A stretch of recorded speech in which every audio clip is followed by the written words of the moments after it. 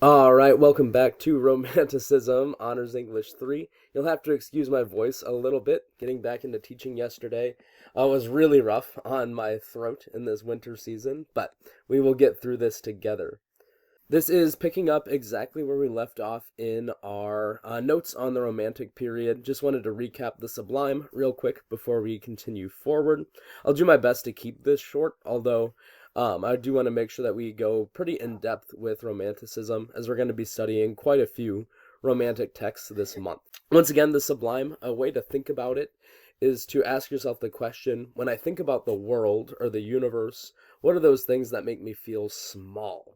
What are those things about nature or the supernatural realm that are both beautiful and powerful, beautiful and terrifying at the same time?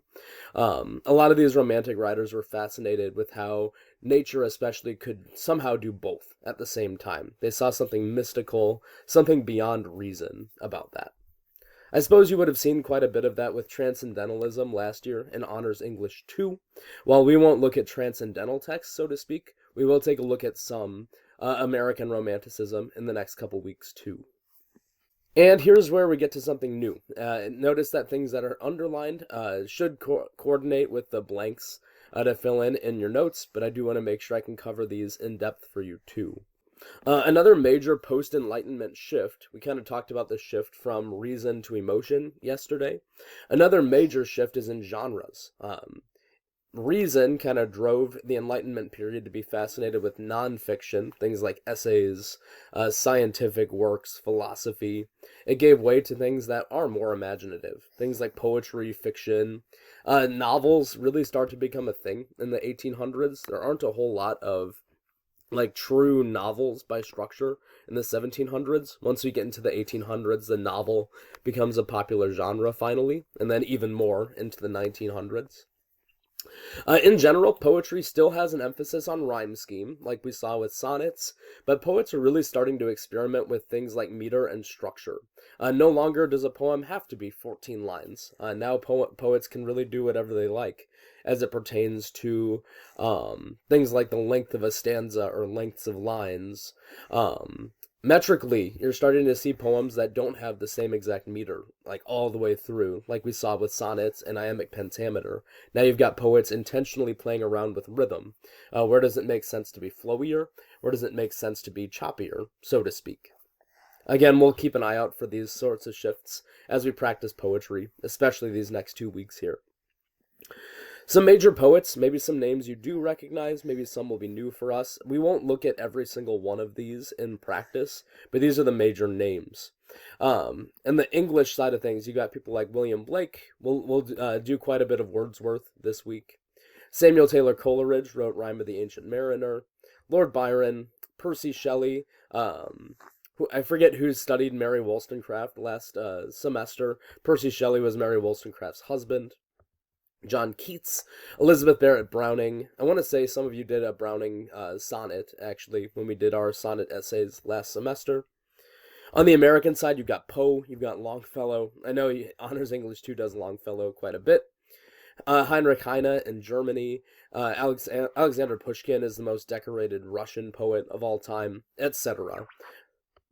The Romantic period kind of plays out in a lot of different parts of the world at the same time, with a lot of the same themes shared between those cultures.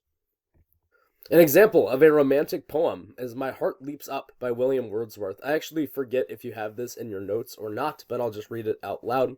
Again, look for those themes of individuality, emotion, and nature that play out in Wordsworth's writing. He writes, My heart leaps up when I behold a rainbow in the sky. So was it when my life began, so it is now I am a man. So be it when I shall grow old, or let me die.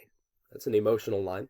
The child is the father of the man, and I could wish my days to be bound each to each by natural piety. Notice once again, rhyme scheme is still there. Behold, sky began man, old. Now notice that it's not perfect rhyme all the way through. Behold rhymes with old, die rhymes with sky, began rhymes with man.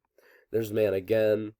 Be and piety. You've got a little couplet at the end of this poem too. So rhyme scheme is there. There's some meter as well, but notice that it's not designed as something more structured like a sonnet.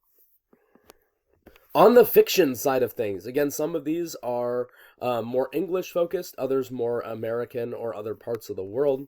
Frankenstein's one of my favorite novels, but that's one that we will study in AP Literature specifically. Mary Shelley is Mary Wollstonecraft's daughter, as we kind of follow that power couple around a little bit. Our video yesterday mentioned the Brothers Grimm in Germany. Grimm's fairy tales become a thing during Romanticism.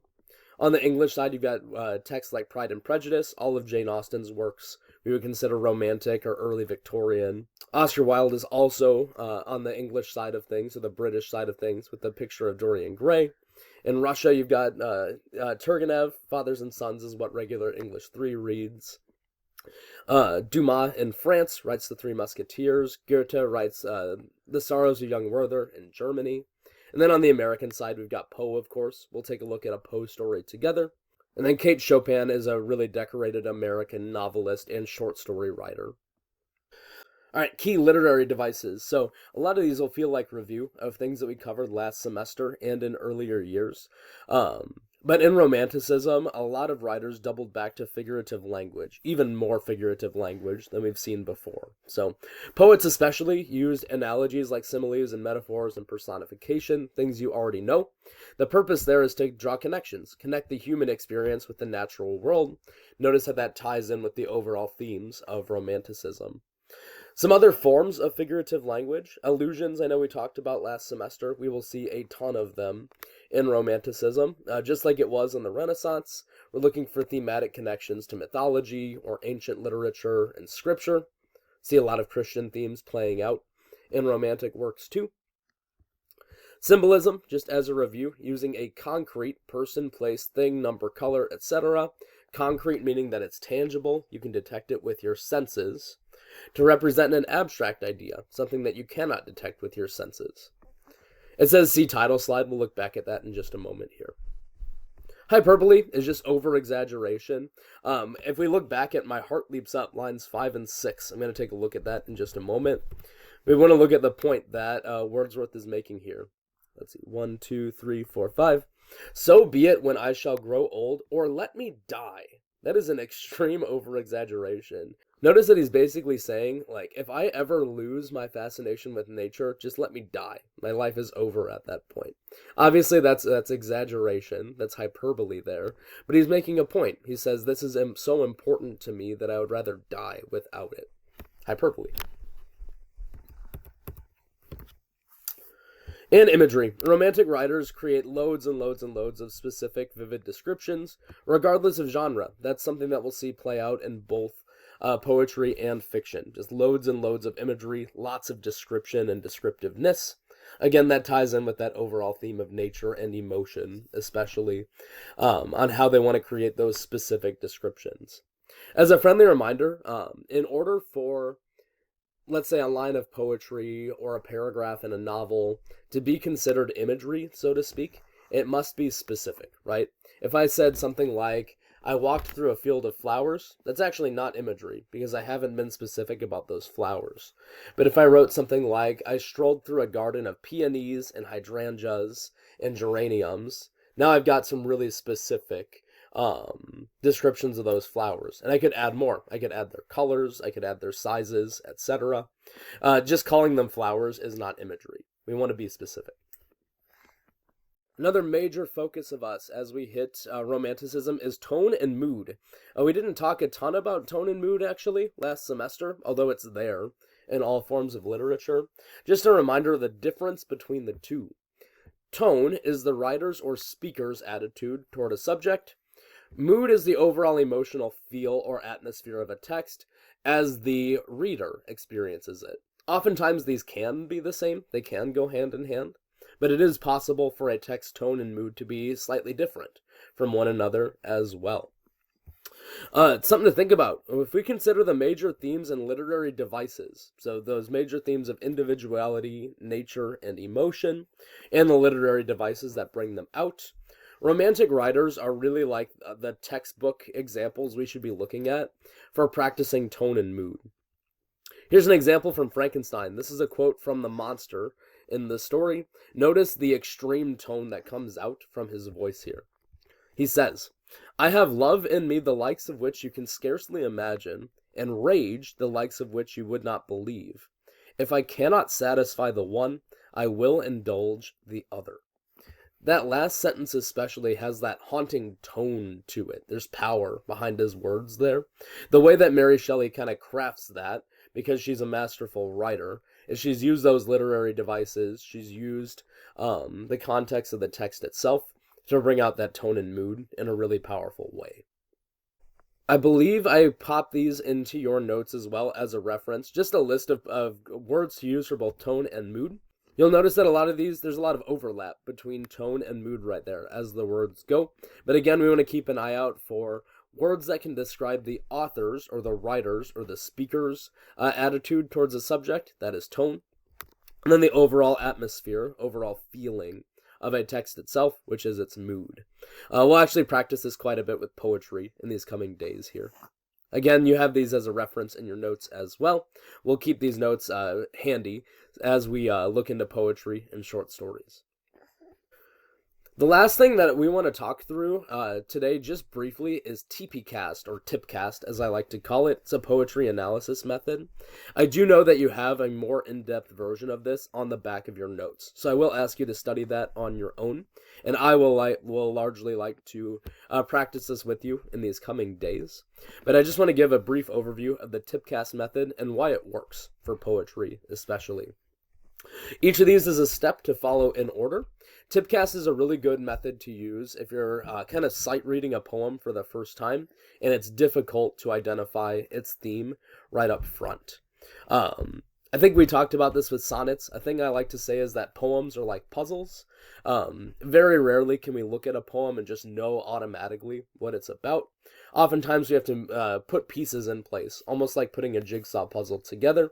And once we see the pieces form together, once we see those connections and patterns, it's a lot easier to understand the poem as a whole.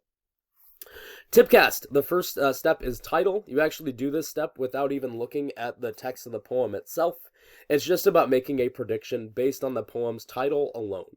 It's okay if your prediction is wrong. It's just a matter of trying to get your mind into the same mentality as the writer. It's very possible that your first ideas on the title are correct as well. Second step is paraphrasing. Paraphrasing for me is usually the longest step. It's a matter of kind of breaking the poem down, either line by line or stanza by stanza, and just kind of taking it out of its poetic language. You want to put it in a way that's a little more understandable in our own language so that we can understand the content of the poem itself. For shorter poems, I would say a poem that's, let's say, rule of thumb. We'll just use a sonnet as a rule of thumb, right? If it's something like a sonnet, 14 lines or fewer, it's fine to paraphrase line by line. Here's what's happening in line 1. Here's what's happening in line 2. Anything longer than that, I would divide up by stanza. Here's what's happening in stanza 1, stanza 2, stanza 3. After paraphrasing, then we're going to dive deep back into the text and look for connotations. Connotation is any of those literary devices. And generally, I want to look for the ones that are most common first. So if a poet uses, let's say, lots and lots of similes, I want to focus there first. Why does the writer use lots and lots of similes? We want to look at things like diction, figurative language, symbolism, hyperbole, personifications, any sort of figurative language or poetic devices the writer is using. We'll focus on them there. A is for attitude. That is simply defining the tone of the poem itself, tone and mood. What kind of adjectives, what kind of emotions can we attach to the text itself and its overall atmosphere? My favorite step is S for shift. Shifts, we want to look for anything that changes over the course of a poem. It could be things that change visually, so things like lengths of lines or stanzas. If a rhyme scheme changes, that's a shift. If the meter changes, that's a shift. It could be changes in things like setting. If the poem is telling a story, it could be a shift in perspective. Maybe there's a different speaker in one part of the poem as it pertains to a different part. It could be a shift in figurative language. Anything you notice changing over the course of the poem is a shift. Title, again. Purpose of looking at the title again is to see if there's any new insights we get from the poem by looking back at its title. Poets oftentimes like to attach hidden meanings to titles, and after we've looked through things like its connotations, its attitude, and its shifts, maybe we can identify something different or something that the poet intended from the title that we didn't see at first glance. It's also completely possible that your initial prediction is correct, and what you see right now is exactly what you predicted in the first place. And then the last and most important step is theme. Again, if poems are like puzzles, this is where we're piecing it all together and identifying its overall meaning. As a friendly reminder, theme statements should be written in complete sentences. It's not just this poem is about love or this poem is about friendship. We want to identify exactly what the speaker is saying about love or friendship, or whatever the subject is. We just want to identify what the overall intended message of the poem is. Oftentimes that's impossible to do up front. We need to do this sort of puzzle work or this process in order to identify the theme clearly. Again, we'll practice this step in depth together. I do want you to kind of study over the just document on TPCast that you have in the back of your notes. I look forward to practicing this method with you guys in these coming days. Until then, be good for my sub. I hope you guys enjoyed this lesson as we continue into Romanticism. I look forward once again to studying poetry with you guys like we did in semester 1. Peace.